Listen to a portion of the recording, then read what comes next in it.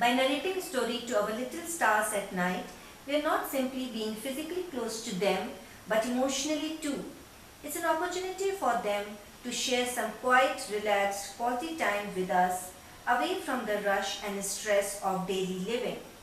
This session each day becomes a precious moment for them, and this extra attention makes them feel secure in our love. Good evening, parents. I'm Seema Jory, and today's story is A Garden After the Rain. Little Lilybell did not feel sleepy anymore.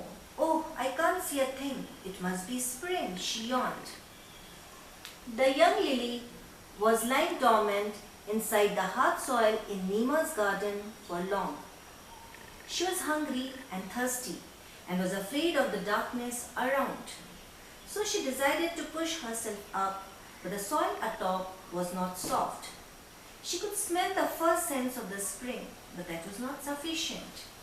If only I could see the sun, the sky, the sparrows, and the colorful world outside, cried she desperately. It was late April and the summer was in its full peril. The hot sun had parched the earth to the core. The flowers were wilted, the green grass was paled, and the frogs were burrowed deep into the ground, away from the blazing sun. They were all praying silently for the rains, but was still a month or two for the monsoon to arrive. Though Nima watered it twice a day, but it was not adequate, and the garden had become a barren piece of depleted land. Up in the sky, suddenly a patch of dark cloud appeared, and little Nima's friend, a black and brown sparrow, whispered something in the mighty eagle's ear.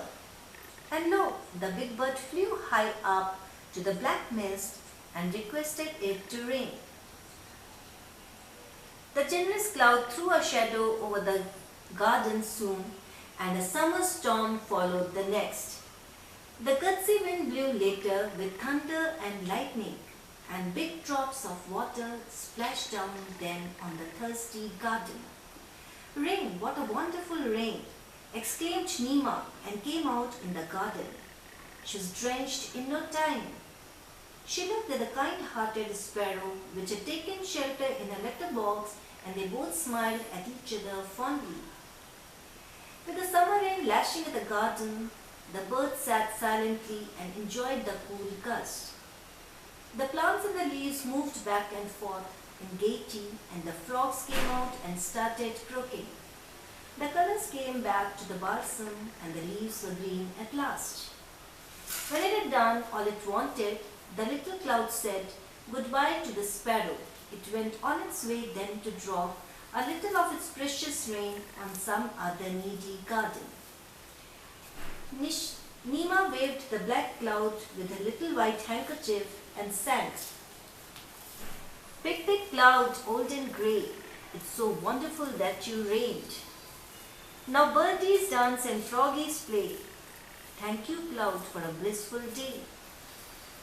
When the sun came out again, there were puddles everywhere in the garden, and the rainbow shone brilliantly in each of them. A kind-hearted earthworm who lived next door to the Easter Lilybell finally heard her plea in this fine weather.